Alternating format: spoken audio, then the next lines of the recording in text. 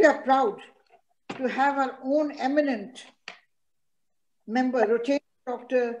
Rajendra Prasad Ji, the Senior Consultant Neurosurgeon in the Apollo Hospital, who will be moderating a conversation with Dr. S. Chatterjee, who's again and will the subject we're talking about is the COVID vaccine, which gives us an insight into the various aspects of this new vaccine. I would like to request our Rotarian Dr. Rajendra Prasad Ji to introduce Dr. S. Chatterjee to the members, and may I request all members in once the moderation, the talk is going on, to kindly mute themselves. All questions will be answered after the informal session. After the informative session about the question and answer, and Dr. Rajendra shall be the moderator. Over to you, Doctor. Okay. Thank you. Thank you, Madam President Surinder Nabaji, for inviting us to do this very, very important, I think, yes, it discussion on this very important topic. Yes. Now, may I welcome Dr. Chatterjee. He's been my colleague. He's here now. Welcome, Dr. Chatterjee. A little bit about him. He's a graduate. From us all. Go ahead. Can you hear us, Chatterjee? Say something so we know. You unmute yourself. Okay. Can you hear us clearly? I can. Okay. Well, Dr. Chatterjee is a medical graduate of University College of Medical Sciences, Delhi, UCMS Delhi, and a postgraduate from Maulana Azad Medical College. He's been with Apollo and my colleague for over 20 years. He's one of the best physicians. I've worked in 4 countries. He's one of the best physicians I've come across. And he sees most of my patients pre-op, post-op, and I have full faith in him. So he's an internal medicine physician. And more importantly, relevant to today, he's a COVID physician. So many of you would have seen him. He's a personality, a TV personality. He's spoken a lot about COVID. He's actually put himself out there. He's had infection. He'll talk about it. He had the COVID infection. His family, I think, got it from him. His family had infection. And then he then went back to serve on the COVID ward and the COVID ICU, and he's been doing all that. So, and as I said, he's one of the most hardworking, extremely nice colleague of mine. So, can we start now? You heard all that about yourself? Okay. Good evening, everybody, and thank you, Dr. Prasad, for such kind words. And it's really a privilege for me to come and speak in front of this August gathering that you have. But yes, it's a very relevant topic. It is a burning hot topic these days. Most of the people are obviously expecting a vaccine shot to be given. And there are lots and lots of queries that have been answering to different people, including media and all these, that people have really different types of questions. A few answers, actually, I also don't know. We are also going through it because it's a vaccine which was launched within a year. It obviously has been found to be efficacious and safe till this time. We need to obviously keep a close watch on that. But obviously, we will go ahead with the talk as you ask me further questions. Okay. So I thought I had got most of the questions. I've been thinking about this for a week. And as soon as we logged in at 7 o'clock, there were a few people who had a few more questions that I hadn't thought of. And then I shared the questions with you and you said, yeah, you had a few questions that I hadn't thought of. So let me go through the format that I have and the few questions that fellow Rotarians have asked, but I would want them freely at the end to ask questions that we haven't asked or they haven't got the full answer. Okay. So to start with the first question.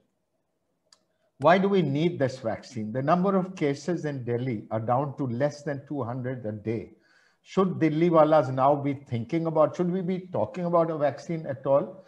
And if you say yes, we should, then tell us why and tell us then what is a vaccine? For people, maybe Rotarian, one or two may not know, or some of us may think they know. Why are vaccines necessary and how would they work in this case? So number one, do we need a vaccine at this time? And number two, what is a vaccine?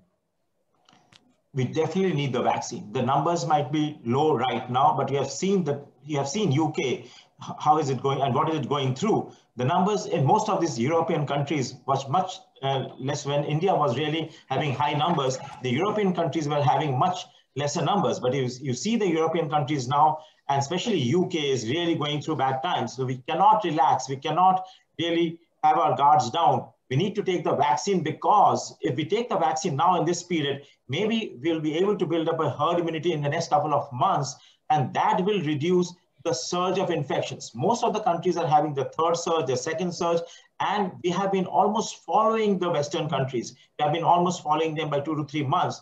So maybe this is a time which we have got to prepare ourselves better, to get ourselves vaccinated.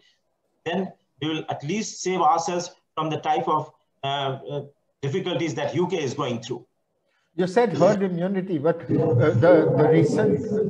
a recent report said that that we may have already reached that herd immunity, and that is why the number of cases are down. Do you think we have reached herd immunity level? I still don't think so. Maybe Delhi has had, the Sero survey said that 50 to 60% have already developed the antibodies in Delhi, but I still doubt I still doubt this interpretation that is happening, because the numbers have gone down. It has happened all over the world like this, that the numbers have gone down and then again there's a surge. So I'm really keeping my fingers crossed, and I think that we should continue with all the protective gears that we have, and should get the vaccination as early as possible. I will talk about the other types of vaccines, but of the two, people were asking, does it alter DNA? Of the two vaccines, and that's why my first question, what are vaccines? So are they a dead virus? Are they mRNA? What are of the two available? Can you tell us what are these? See, let me just begin with what is a vaccine. A vaccine is basically a biological preparation that provides active acquired immunity to a particular infectious disease. So it's basically a biological preparation that is injected into people. Now, this could be natural or this could be synthesized. The ones which are synthesized are actually the mRNA ones, which are the latest ones which are being used these days, especially which have been manufactured in the US. They have never been tried in the humans first, but they have enough studies to prove its efficacy and safety till now. So they are the vaccines which are produced outside and called the mRNA vaccines. There are also DNA vaccines which are being produced, which has still not hit the market. But the Indian ones... So Covishield is an mRNA vaccine? No. The Covishield is basically a virus-borne vaccine. It has got a virus as a vector. It's called vector-borne viruses. This Covishield, which is basically prepared by AstraZeneca in collaboration with our Serum Institute, it has got a virus in it, which is called an adenovirus, which is not the same as the COVID virus. So it has got an adenovirus. Over and above that, it has got a few antigenic material, which is, so this virus vector is carrying this antigenic material, which when injected into the human body, produces an immune response, which protects the people from getting infected with COVID again. Okay. So who are the people at risk? Is there any age limit that, like in Norway, the recent study that they stopped giving vaccines to above 80-year-olds because they had 23 deaths after the Pfizer vaccine. So in Delhi, to this audience, would you say, is there an age limit at which, because many of us are seniors, including myself. So would you say there is an age limit? And also because in Germany, I heard today that they've banned this Oxford vaccine, or they stopped recommending it for those above 65 because it did not provide protection. So what would you say is an age limit beyond which you'd say it's not required, it's not necessary? And would you say, do we have enough evidence? Like in Germany, you may not be aware that they've said, don't give this vaccine to above 65. No, because what they found is that the efficacy is very less. That's what they are claiming. But let more studies come through. I think the platform with which the Covaxin, the Indian-made vaccine totally, and the Oxford vaccines have been made, they are good time-tested platforms. And I would go by their safety much more than I would vouch for their safety much more than the other vaccines, because these are old vaccines by the older platforms. We have used this in this country for the last so many years, and it has been found to be safe till now. So I would vouch by the Indian vaccines. Only thing is what was done is that it was introduced a bit early, I thought. If it would have been introduced maybe 2 weeks down the line, the response amongst Indian people would have been much, much, much better. But I have no doubts on the safety and the efficacy of these two vaccines. Efficacy will obviously not be like the mRNA vaccines, which they are saying there is about 95%. I think the efficacy would hover around 60 to 70% in these Indian-made vaccines. But the safety factor, I think they have a huge safety factor with that. Okay, but that doesn't answer it's a balance between efficacy and risk. So if it's not going to be in above 65-year-old, it's only going to be 10% efficacy. Why should I bother taking that risk? I have taken it already, by the way, but I'm just asking that question. No, I would still recommend that we should take the vaccine. Everybody should take the vaccine, whatever be the recommendation. Where it has not been tested is people below 18 or 16 years of age, where it has not been tested. But anything above, anybody above 18 years of age and without real contraindications should get themselves vaccinated. There's no doubt about it, whatever be the age. So I'll come to contraindications. So will this cover the variants? Because now we have a African variant, a UK variant. I mean, are we going to get ourselves different vaccines every year or every few months? See, that has been happening with the flu vaccines for years together, that every year the manufacturers had to tweak the vaccine a bit to cater to the different variants or the different mutated viruses that were there in the scenario. So it would happen with this virus also in all probability that we might need a different vaccine every year or whatever the duration of effective immunity is. So that only time would tell us as to whether we would need more vaccines, whether we need it every 6 months or every 1 year. That only time is going to tell us. Okay. But yes. Yeah. So you mentioned flu, but while you're talking about flu, so now at this time, I have called you multiple times. When should we take a flu? Those who take flu vaccine at this time of the year or later, how do we time it? I mean, if I need flu vaccine, pneumonia vaccine, this vaccine, how do our fellow Rotarians, how do they go about it? Which do we do first and how do we go about, and what is the time interval between each of these? So we've established that this vaccine we need to give. You've made a case for that. Yeah. But I need the other two as well. How do I figure out?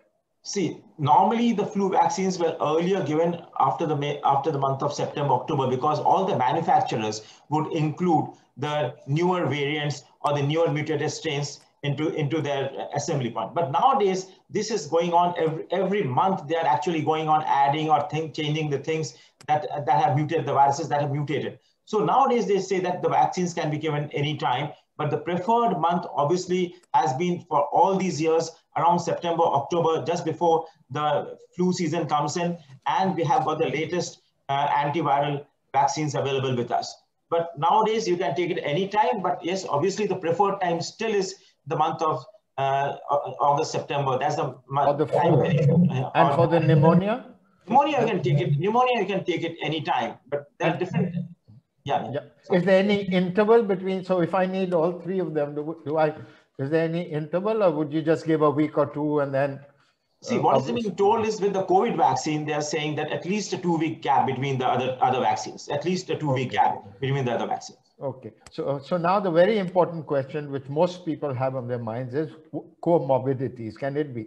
So we're talking about blood pressure, diabetes, hypertension, ischemic heart disease, and blood thinners. And as somebody asked me recently, if they have three, does 1 + 1 + 1 add up to more? So if you have multiple comorbidities, does that make it worse? And then somebody else asked me, ulcerative colitis, another autoimmune disease, how does that figure in the equation? So comorbidities, multiple comorbidities, autoimmune diseases, blood thinners. Can you cover all of that?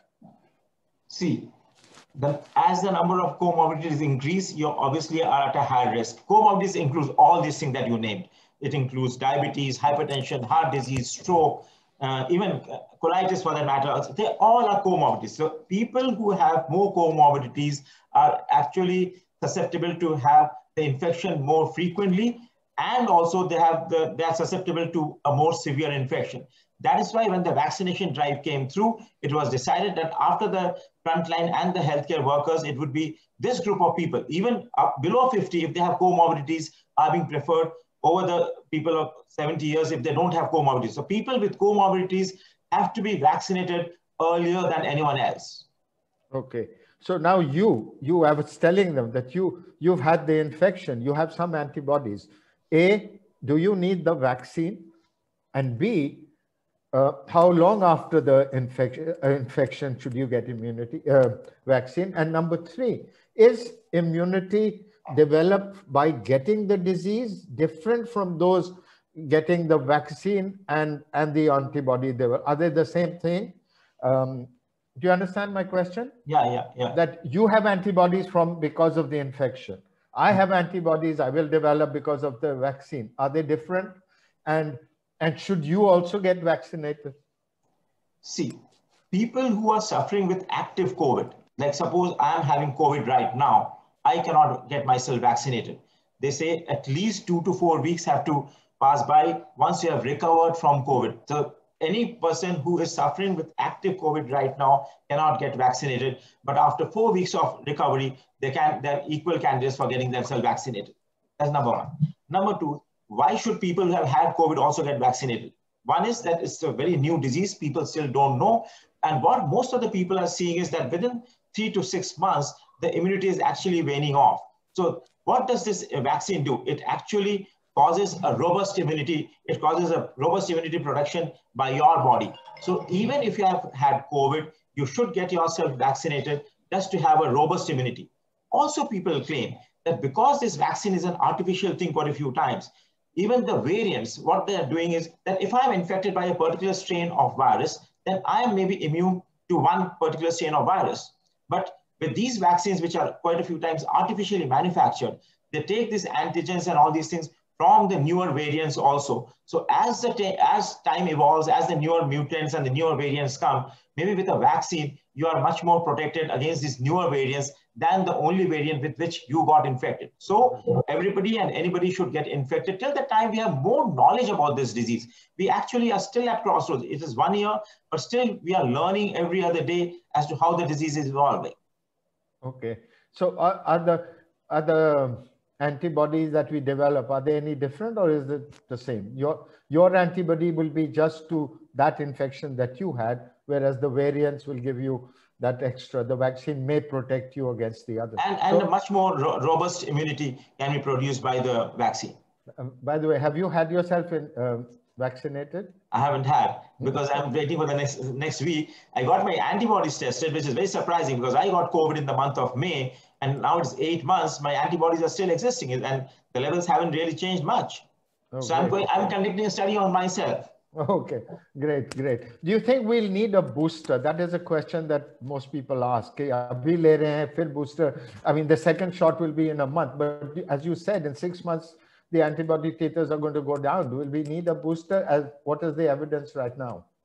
Right now, we don't have any evidence, but they say that yes, by the type of preparation that they are making, like Johnson & Johnson is coming out with a vaccine, which is only 1 shot. But whereas our vaccines and the Pfizer one, the Moderna, our vaccines, they all have been shown to have that when you take 2 doses, almost at a gap of 3 to 4 weeks, the immune response is much better than a single shot vaccine. So obviously you need 2 shots of vaccine at an average difference of 4 weeks apart.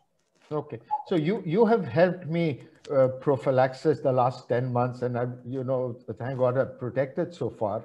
So if the fellow Rotarians were to get a vaccine next month or the month after that, and it will take time for antibodies to build, do you believe in prophylaxis like ivermectin you were giving me and others? What would you say to the others as a method of prophylaxis before they develop antibodies? No, still no proven studies. You can only because ivermectin is a very safe medication. We are taking it especially to healthcare people who were healthcare workers, because their exposure risk was much higher than a general population. So I would not recommend for general population. But what is very important is to continue with all the measures that we have been talking about for the last 1 year. Mask is important. Social distancing is important. People have started visiting everybody and anybody that have started having parties and all that. That still cannot continue for the next 6 to 8 months at least. If we take all those precautions, then we can control this and we might protect ourselves from getting infected till the time the vaccine starts working. So we cannot put our guards down. They have to be all like what we have been following for the last 1 year at least. Okay. And these deaths that have occurred all over the country, sporadic, you know, my concern is, like, I got myself vaccinated at Apollo Hospital. I know if there was a reaction, it would have been taken care of. I worry about the primary health centers and other places where they may not have a crash cart to resuscitate. What would you say to Rotarians, that if they get their vaccine, should it be in their nearby clinic, or should it be in a hospital where, you know, that if they were to go into a shock, somebody would take care of them? What would you recommend? See, the incidence of side effects or complications which have been found is really minimal. It hasn't really troubled any one of us till now. Time would tell us further, but till now, no major complications have really happened. But I would still say that if somebody is an elderly person with a lot of comorbidities, a hospital setting is always a better place to go and get yourself vaccinated, because you have all the facilities available over there. But till now, I would not say that this is a general recommendation for everybody, but people who are elderly with lots of comorbidities, a hospital setting is maybe better than a clinic setting. No, that's clear. So now at Apollo, we've been vaccinating for the last 10 days, 100 each. There have been about 1,000 vaccinations plus. Have you seen within our own hospital, in 1,000 people, because if there was a problem, they would have come to you. Have you seen too many side effects? Look, a mild fever and aches and those things are common, but anything more than that? That is all what we have seen. Aches and pains, a bit of fever, a bit of letharginess, they're feeling a bit tired, they're having a bit of headache. So these small, minor symptoms that people are having, which is true with most of the antiviral vaccines, is happening.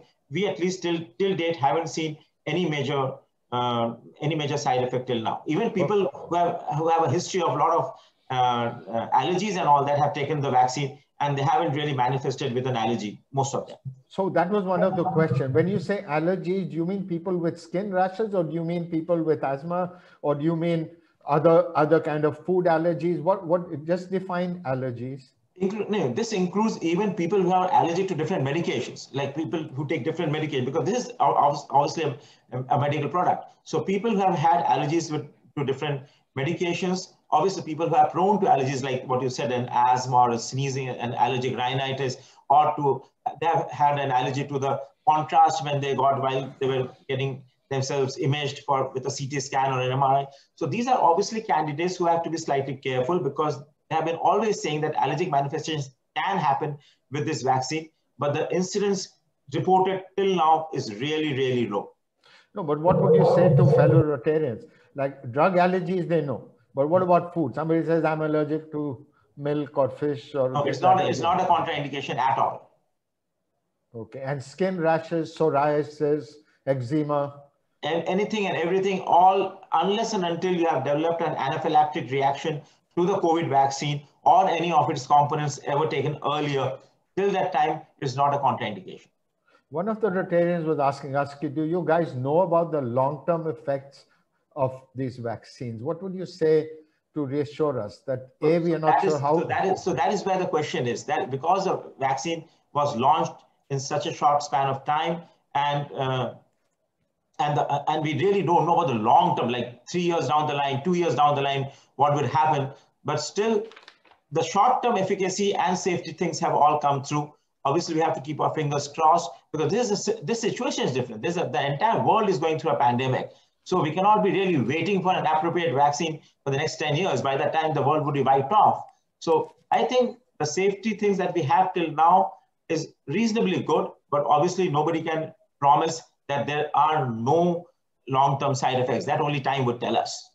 When you say long-term side effects, suppose a year or 2 years later, what are the things that if something happens to me, I say, these are long-term side effects? I mean, what would be the common long-term side effects? Most of the people are actually scared of neurological side effects. They are scared of demyelination or something happens. So people are scared of demyelination. People are...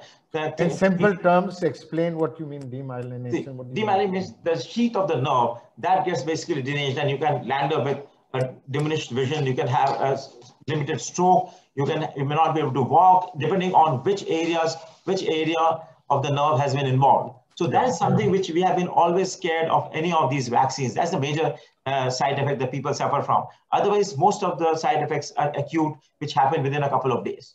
So this long-term effect that you're saying, that is worrying, but it has not been studied beyond 6 months, obviously, or 8 months. Right now, we don't have the studies, but the similar vaccines are made by similar platforms, like the Covaxin one, about which there's so much of a hullabulla. This is basically an inactivated vaccine. It's a dead virus, which still causes a bit of immunogenicity in a person in whom it has been injected.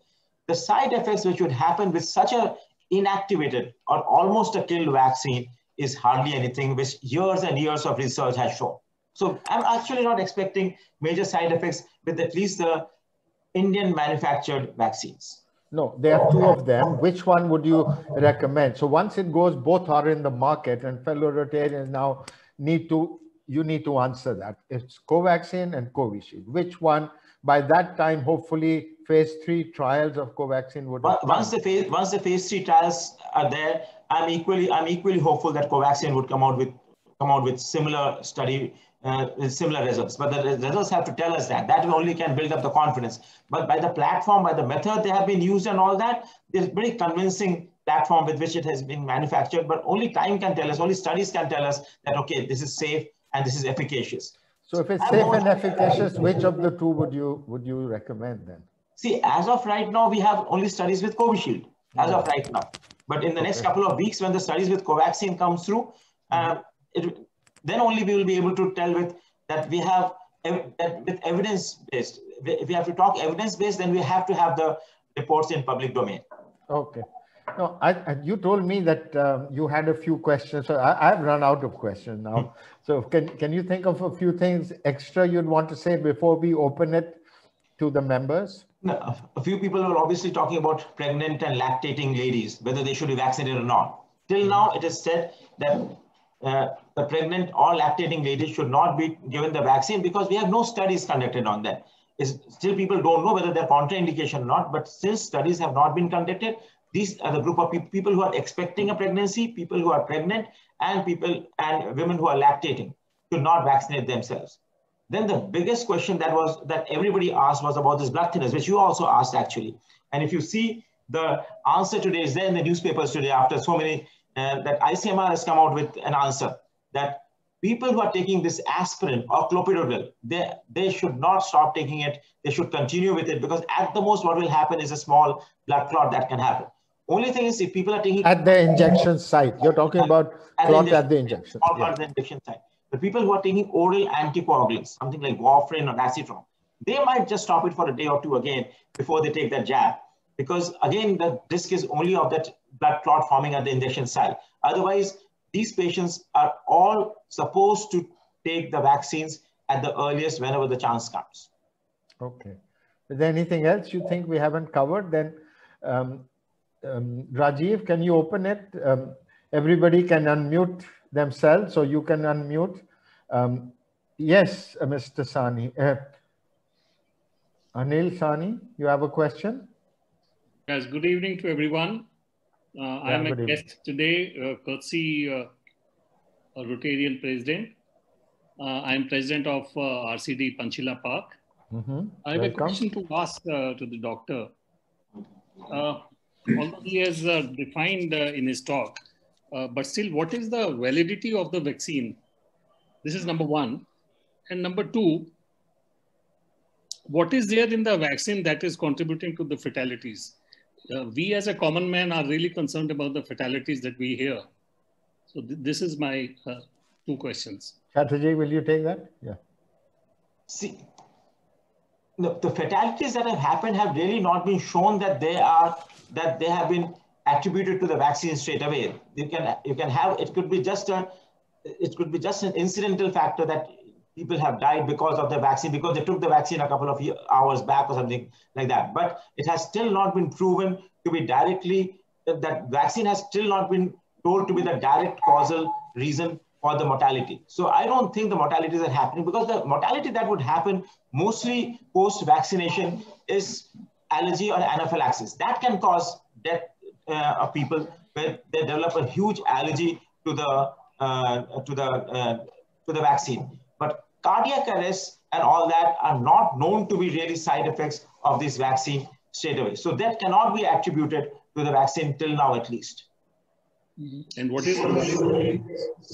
Validity means, what do you mean by validity? Validity means if we take a vaccine, it will be valid for some period. What is that period? Nobody still knows, because the vaccine, the entire manufacturing and everything has happened in the last one year only. So they're thinking that the studies, that it would be there for 3 to 6 months. It could be lasting for a year, but only time is going to tell us. But the fact is that because in human beings and all that, it has been seen to last for 3 to 6 months.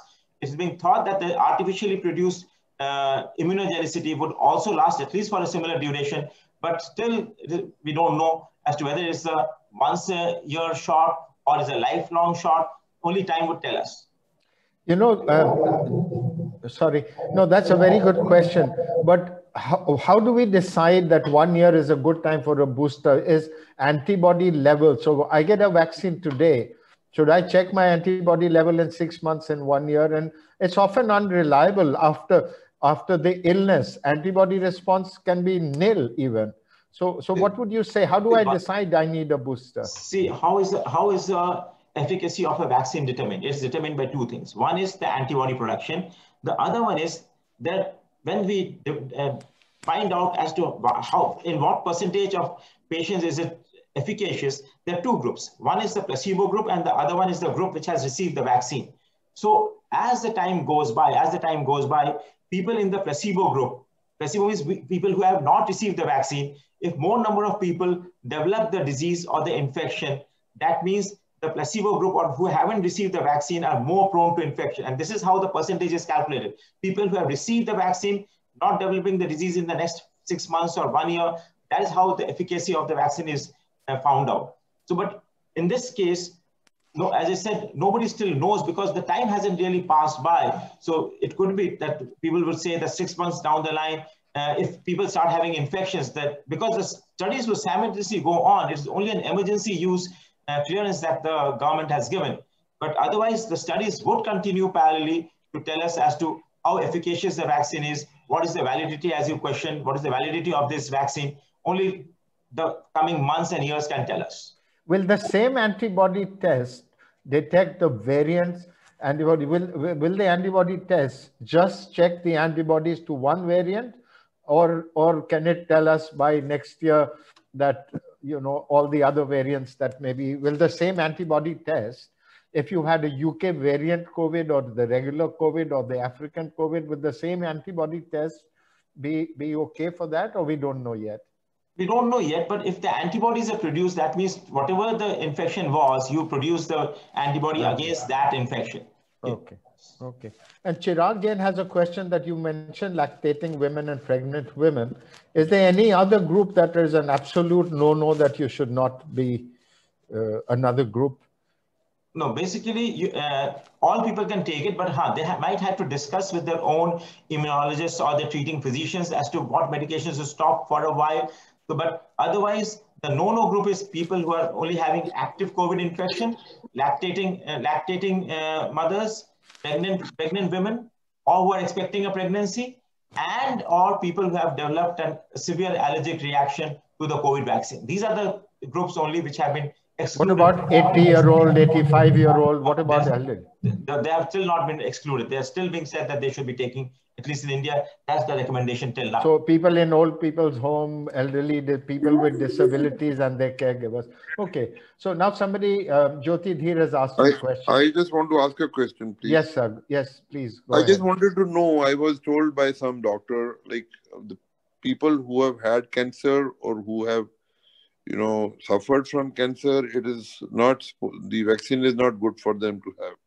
I don't know what was their basis, but some cancer doctor only mentioned the same thing. See, people who have had cancers are again people with comorbidities and should receive the vaccine. The only thing is, if you are on a chemotherapy or something like that, at that time, the drugs might have to be stopped for a while or modified for a while, because otherwise the immunity production in you, suppose I inject you with a vaccine and the immunity production may not be that good as what would happen in people who are not on immunosuppressants or who are not on chemotherapeutic agents. But otherwise, cancer per se is not a contraindication for the vaccine. In earlier cancer, if you have, it is cured out. It is all right. Yeah, absolutely. Even active people who are receiving chemotherapeutic agents under guidance of their oncologists can take the vaccine, but under their guidance, obviously.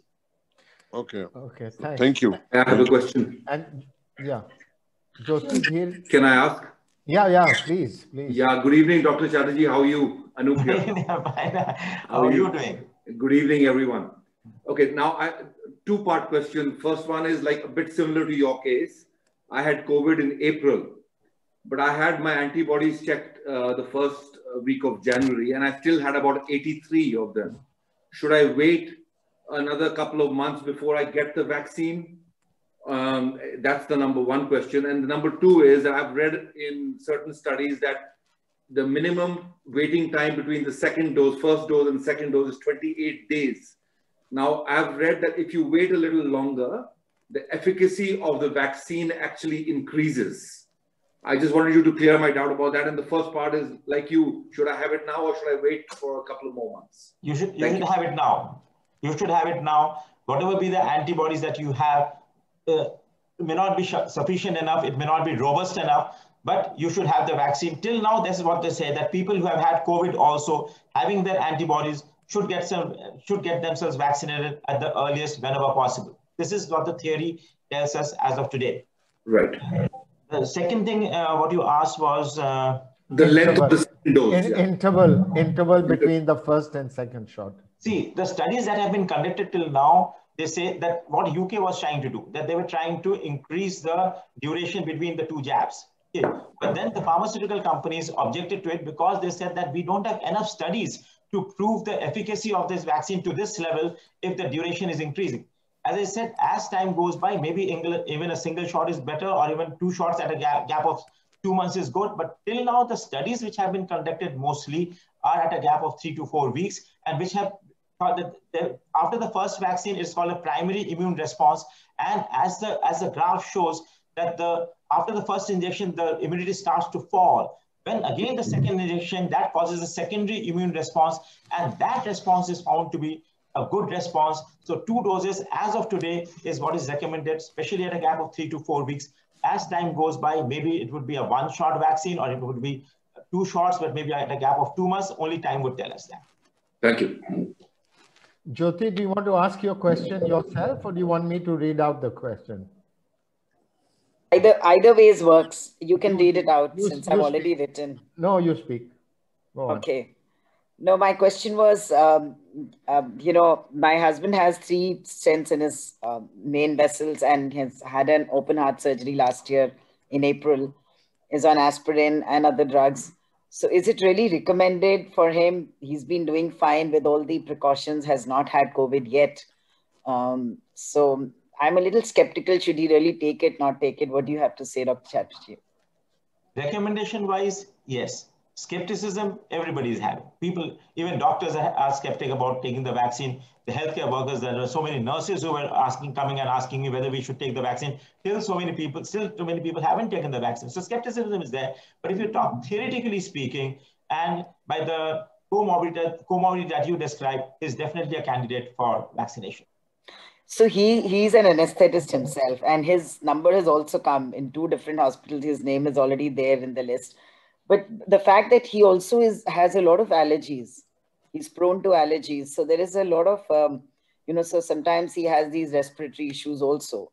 So that's why I think both of us are just contemplating. He's been also talking to a lot of people as to when to take, he will take it, I'm sure, in the next couple of days. But I'm a little concerned, that's all. Unfortunately, he won't get an answer because none of us know. That's the biggest problem with this disease. Because whatever we know is in the last 1 year only, the experience is minimal. But this is what studies have told, this is what past vaccinations have told us. So we are actually also basing a lot of our comments that we are giving is on the past experiences, by the way the vaccine has been produced, by the way these vaccines have produced side effects. So we are also basing a lot of our comments on the past experiences. But as of this disease, the experience is minimal. Right. But if you delay or if you don't take it, sorry, Dr. Prasad. No, carry on. No. I'm saying if everything has been fine so far, so good, then what happens if you don't take it is my question. What if you don't take the vaccine? No, you are always at a risk of developing if your antibodies are also negative, because sometimes people can have a subclinical infection and the antibodies might protect you for a while, although they have said that they may not protect you always. But till now, the theory says that you might be protected for a while, but he obviously is risking his life because he can get infected much more easily than other people. So he should get vaccinated, I think. I know there are queries, there's skepticism. None of the people have the answers to it, but we'll have to go by that faith factor. And things have been regulated. We know about these vaccines for the last so many years, especially in India. I'm hoping that all these things should be fine. This is what I could say. Sure. Thank you. Thank you so much. What you're saying is that individually, we don't know what will happen to one person, but based on the evidence of large number of cases, somebody with this background should be vaccinated. And that is what the recommendation is. Fair. Thank you. And Radhika, you have a question? You want to do it yourself? Radhika Bahel?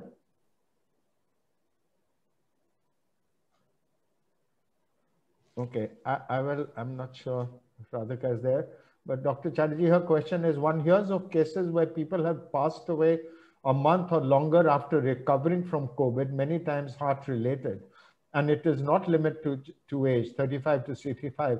Can we know if it is a result of COVID or a pre-existing heart condition? Coincidence seems a bit far-fetched. So what she's asking is that a month or two later, after recovering from COVID, and somebody dies of a heart-related problem, do you think it's related? And before you answer, let me tell people that at Apollo now, we are doing post-COVID testing 3 to 4 weeks later, where a cardiac checkup and an echo and all that is done. And Chatterjee, you can mention your own experience with your heart problem after your infection. Could you answer that? Yeah. So obviously, when I recovered, I had a cardiac issue. Means I had palpitations. I was feeling dizzy. My heart rate would vary from 50 to 130. A few of the doctors told me, "Oh, you must be anxious." I said, "No, I'm not at all anxious. I know." I have recovered from the illness, but this heart rate is varying. So actually, as I said, I make myself the guinea pig for everything. Like I'm doing the antibodies this time to test. I did a cardiac MRI, and it for sure showed cardiac inflammation. And Mr. Anup Soni is there, and I went to his cardiologist, Dr. K.K. Sethi, to have a discussion with him. And he said that you have a myocarditis, which with time would recover. As far as the illnesses that are happening, means after a month and a half of recovering from COVID, yes, there are long COVID cases or long COVID symptoms which are being attributed.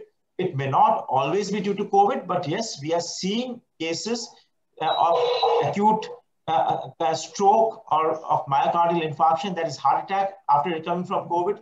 We have seen even during the illness that a lot of clots form in the body, and the entire pathology of death and everything in COVID changed from it being just a respiratory infection to the fact that the lungs get destroyed because of the blood clots. So obviously there's a lot of tendency for blood clots to form in the body during COVID, and post-COVID also we have seen that the blood can be thicker than usual. So there is a definite relation between the two things happening, that a person dying of a heart attack or of a clot in the lungs, what is called a pulmonary embolism, or of a stroke. This we are seeing not very commonly, but this we are seeing after COVID. I think there's a relation with COVID also, but in a few cases, it might be just incidental as well. But we have to be careful for the next 2 to 3 months. As Dr. Prasad said, that even after we have recovered from COVID, we in our hospital and other hospitals must be also having it. We are having a post-COVID care clinic sort of a thing where we are doing different tests. What we have learned from the last couple of months, that we are doing post-COVID tests, which includes an echo and all these things, and an evaluation by a physician or a pulmonologist as to guide you for further for the next couple of months. Because as I've found out, most of these reported deaths are people who've done vigorous activity. I've been lying down with fever. Let me go and do some exercise. They start cycling, they start running, jogging, and then something has happened, and we picked it up. And I'm very grateful that you, suggested to my 73-year-old family members that you please do get your checkups done. Make sure before they do vigorous exercise post-COVID, that they have had their heart checked and their lung checked. So I'm grateful. And I think it's this group of people who are not checked post-COVID that this may happen. So anyway, are there any more questions, or are there any more questions? Hi. Doc, may I ask a couple of questions? Dr. Of course, Chatterjee, good evening. of course. Yeah, good evening, good evening. Good evening. Good to see you at our Rotary meeting, of course, virtual meeting. Thank you so much for inviting me. Do you know each other, Vivek? Yeah, yeah. I've had the pleasure of having Dr. Chatterjee examine me on more than one occasion. He, of course, apart from that, is the most friendly person you can come across. Yeah, more than me. You know, we end up chatting about all sorts of things. But so yes, I do know Dr. Chatterjee, and I've had the pleasure of knowing him for many years now. But I've got 3 questions. One is a practical one, which is, what is the mechanism of getting the vaccine? You know, a lot of us have resident welfare associations, which we've registered. They sent a thing around saying anyone over 50, you know, register with us on a Google thing, and you know, we'll see what happens. And we haven't heard from them after that. So is that the only way to do it, or is there another way to do it? And is it going to be offered privately at hospitals like Apollo? And should we just, I would of course prefer a private thing as opposed to the distrust one generally has of a government facility. But A, your views on that. B, second question. You know, you were talking about fatalities. And, you know, you said it could be incidental, it could be allergies, etc. But I, by the way, happen to spend my time at my working desk at home most of the day these days. I'm working from home. Preeti, as all women, doesn't do any work at all day long. All she does is watch TV. And so she tells me that the deaths that have been reported have only been in India, I don't know, 8 deaths or she was saying me, from Covishield. So is that coincidental, or is there something about Covishield? That's the second question. Let me qualify. This is an article I read yesterday, so I don't know whether it's factual or non-factual. Plus, these women make up all their stories all the time. That's the second question. Third So question. what was your question again? My question. I had 3 questions. First was about the mechanism of getting the vaccine. The second was about whether there's something about Covishield which is to be thought about. I was initially saying, hey, Oxford vaccine, you know, they had Oxford had the sort of lead over everyone else because they've been working on this kind of adenovirus or whatever it was for a few years.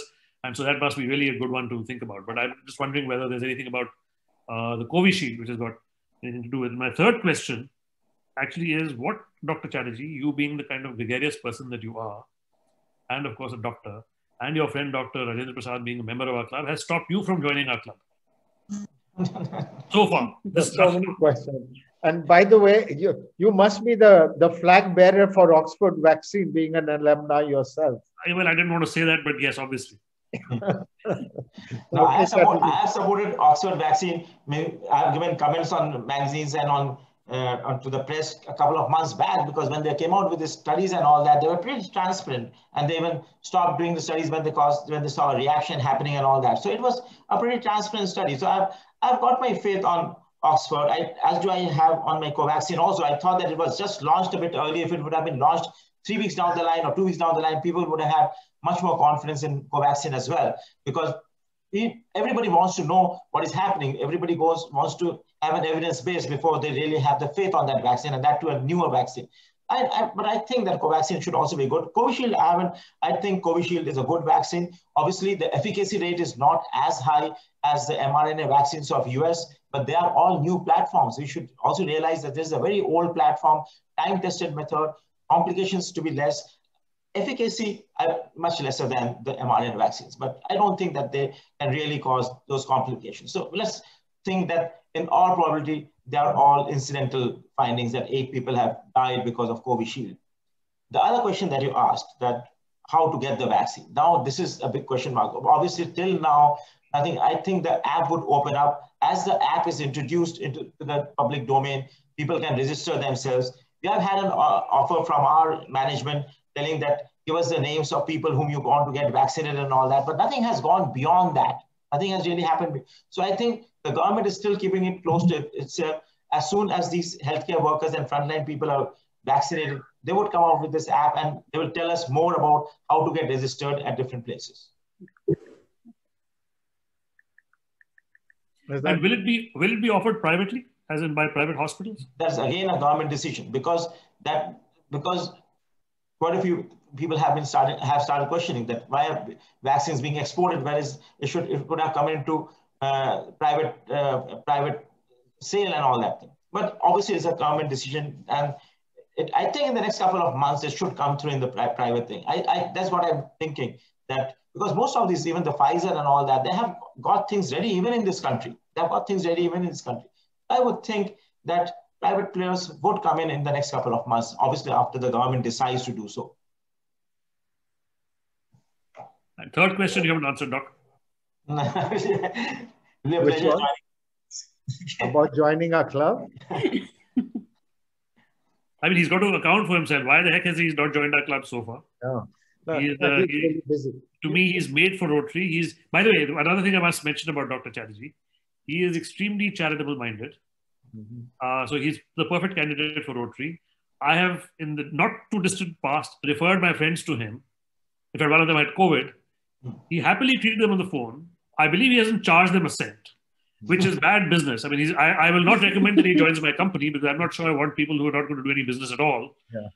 But and I won't say this to Apollo, because I don't know why he's not collecting any money. But he's a perfect candidate for Rotary.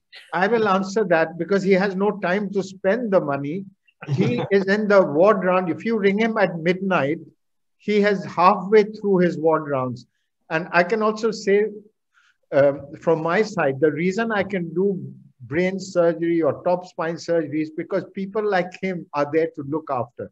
And the care that you get at Apollo is simply because surgery may be good, I may be good, but if it wasn't for the care that the physicians provide, we wouldn't be able. And you mentioned about apprehension about government hospitals, how times have changed. When Chatterjee and I joined Apollo, they would say, "Acha, private mein neurosurgery kar raha hai." You know, that apprehension about neurosurgery, cardiac surgery, private. And look what, Chatterjee, look where we've taken private medicine in 20 years. That people are saying, this is the go-to place. This is not the place we have apprehensions about. It's the other place. So thank you so much, Vivek. You've made my day by that comment. And so now, if there are no other questions, I'll ask our Madam President, who's been, he hasn't got to sleep. I was going to, Sanjeev Jawahar, I'm a bit of a late entrant. Perhaps the query also may have been answered by Dr. Chatterjee earlier. We read in the newspapers today that even those people who are on blood thinning tablets are fully eligible for taking the COVID vaccine, preventive vaccine, which I believe must be the right answer, but I'd like your personal opinion on that.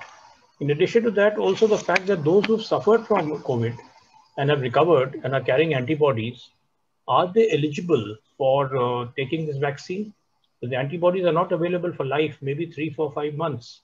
So where do we stand in the queue, those who've been victims of COVID and have recovered and carry antibodies with us? Where do we stand in the queue?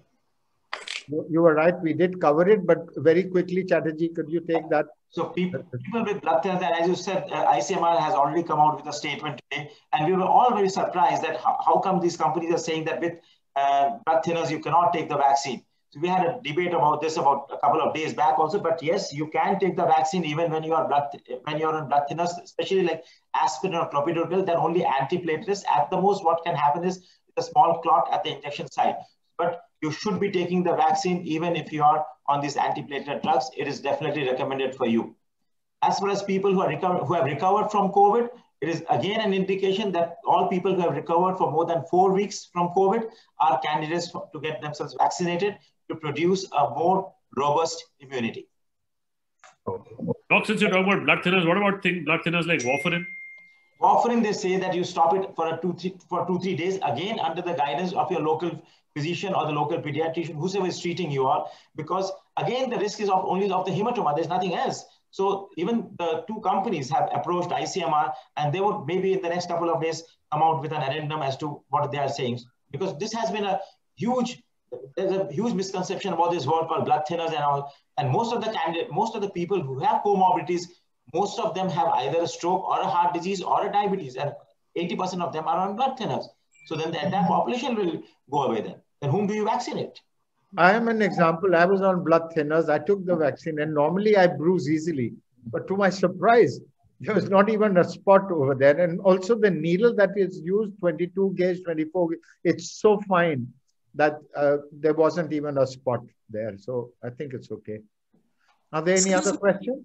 Yes, I'd like to say something if I may. Yes, please. You know, after listening to, I'm a lawyer. After listening to both the eminent doctors, see, one is definitely in a state of scare because there are no real answers to this illness which has suddenly hit upon the globe. There are, there is nothing specific assurance that a doctor can give. Now, to sum up, what I've understood from today, this evening's interaction is, now I have a GP who has been in attendance on my family for a very long time. I take it, I should consult him and ask him whether I should take Covishield or Covaxin because he knows my medical history and whether I should take the vaccine at all. Before that, we are doing everything from home. Courts are operating virtually. There is no reason for me to go out of the house. As you have said, socializing is a strict no-no because most people who are socializing are wearing their masks at chin level. They pull it down and they go around like that. So we are operating from home ever since March last year. So so the thing is this, that I will, when the time comes, when the vaccine is available to those other than medical workers and frontline workers and all that, I take it I should ask my doctor and go by his advice. Because till now, whatever medical ailment I have ever had, which is not very much, thankfully, I have gone by the advice of my GP. Am I doing the right thing? Absolutely. Yeah. Your GP obviously knows the maximum about you and he knows your body also that well. So it's not a bad idea at all to discuss with your GP before you take the vaccine, especially people who are on several medications. To definitely discuss with their GP just to avoid that, just to be extra cautious, I would say. That's an extra precaution that you can take for yourself. It's not a bad idea at all to discuss with your GP. Because after listening to both of you, I'm in a state of confusion. See, because if you do this, that will happen. If you do that, this will happen. So I don't see any clear-cut answers at all to this phenomena which has now hit the world. So I think, at least speaking for myself, one should go by the advice of one's GP. Absolutely. And to sum it up in one sentence, I don't think we have there's any confusion. A vaccine is a must unless there are some contraindications that he has mentioned. So I think knowing that, that's why we've taken it ourselves. So I think take your GP's advice and go ahead. And the other reason to be careful, I was at a neighbor's party, a lawyer, by the way. Every lawyer had their mask down on their chin. I would mention that. That's what happens. They just pull it down immediately. Yeah. And they go nose to nose with other people. Yeah. Absolutely. And when I say step back when you talk to me, my God, I got a dirty stare. Madam President, if you think we've gone on long enough, you can take over. Could I? Made a 360-degree question.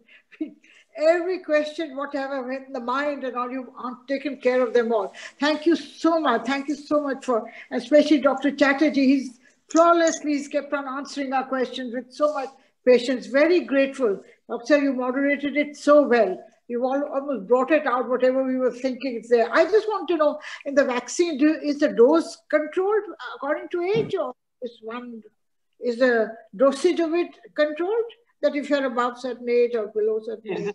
It's a standard dose because below 18, people are not being vaccinated anyway. So above 18 is a standard dose that people are getting. Even if the 80 plus or 60 plus? Yeah. I see that. Well, that's great. Anybody else? Any questions and answers for that? I think Good evening, President. And thank you very much for inviting me again along to your meeting this evening. And I'm joining here from the UK. And I had wanted to just ask Dr. Mukherjee a couple of questions that are things that are occurring in the UK, if that's okay with him. Would that be okay? Because over here at the present moment, they're really rolling out the vaccine. We're still in lockdown, and we are going to be until end of March, by the way it looks. Up until to this afternoon, 7.5 million people in the UK have been vaccinated, And that is the way the UK seem to think we're going to come out of this. And in the UK, we're not getting a choice of vaccine. So it could either be the AstraZeneca, Pfizer, Novavax, and they basically, when you go for your vaccine, you will get one of the three. You will not get a choice at that point. Additional to that, they have rolled out, and most of the people over 80 have had the vaccine in the UK already. So and they started with the higher ages and the health workers and have worked their way down. That's the process that they're using here. So sorry, what was the question again? No, I was just giving that what's happening in the UK, as in Dr. Mukherjee, as you were indicating what's happening in India, but over in the UK, you know, they are really, really pushing the vaccine, and, you know, we are still in lockdown. They are trying to push as many people for the vaccine before we go back out of lockdown, which will be towards the end of March. Okay. Have there been instances where in UK or Scotland, perhaps where you're from, that the second vaccine has been different from the first one? And what would Dr. Chatterjee say? Is that acceptable? What is happening there? I mean, is the second vaccine hasn't come yet, but would there be instances where the second vaccine is different from the first? We have a choice of, there's 3 vaccines at the moment going on. We have the Pfizer, the AstraZeneca, and the Novavax. So the doctors are giving out all 3 of them. But when somebody goes to get their actual vaccine, they don't actually have a choice of which one to go for. Which they, you know, as the medical people are giving the medicine, they're not getting the choice. They're getting one of those vaccines. So the British government have passed all 3 of these at this present moment. And of course, yesterday, they've even rolled out a 4th one, which they're hoping to roll out over the next coming 2 to 3 weeks. But their policy seems to be that we must get as many people vaccinated as possible. We are still in lockdown, no masks, everything. It's very, very strict here at the present moment. Yeah, See, particularly in Scotland. One other practical problem is that in one vial, you have enough for 10 injections. So if they bring it to a GP's practice and they've opened an AstraZeneca one, it will be that the next 10 people are going to get just that. And that is one of the reasons that in our hospital also we've seen that if 3 people don't turn up, the vaccine can either go waste or they call somebody else. Oh, no, we don't have anything like that. We have at the present moment, you get a slot within a time, and people are there, and people are not missing out on this. So we haven't had no death reported, I have to say.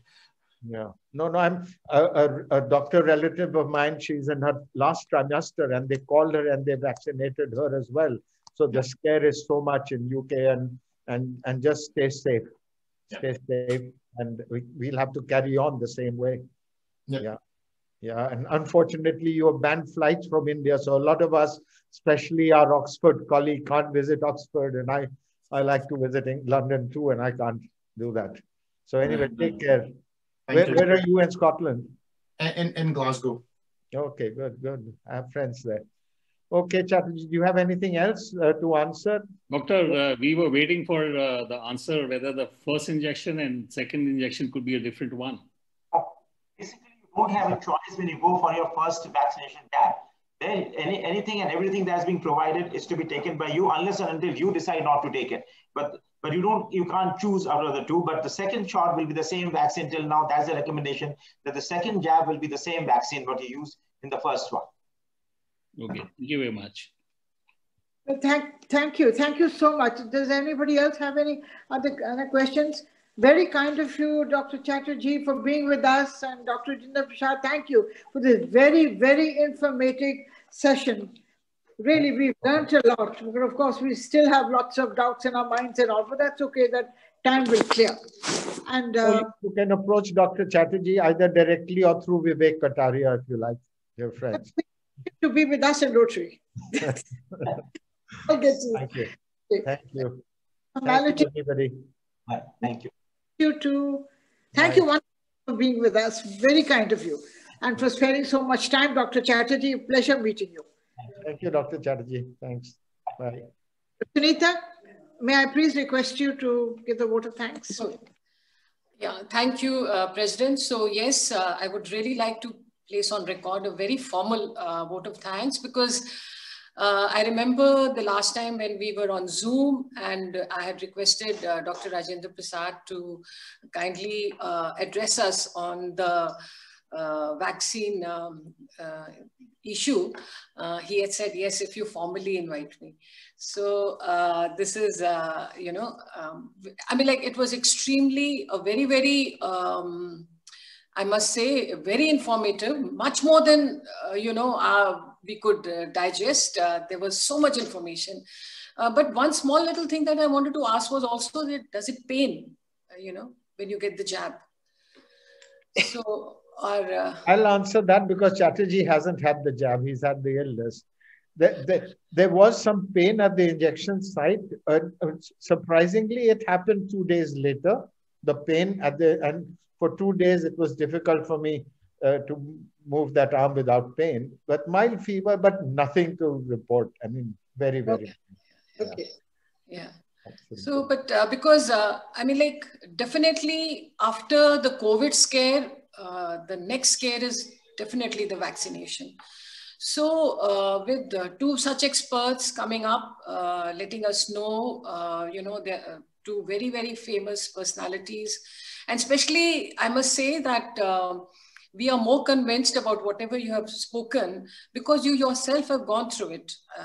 One doctor has gone through the COVID itself, and the other doctor has gone through the vaccination. So we really take you extremely seriously. And the bottom line of it all was that, yes, if you have a particular case of anything, then it's best to also consult with your doctor. Otherwise, all our fears have rested.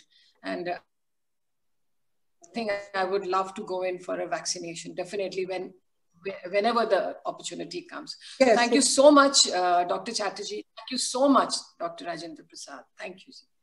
Thank you. Thank you, eminent doctors. Thank you for sparing the time and being with us.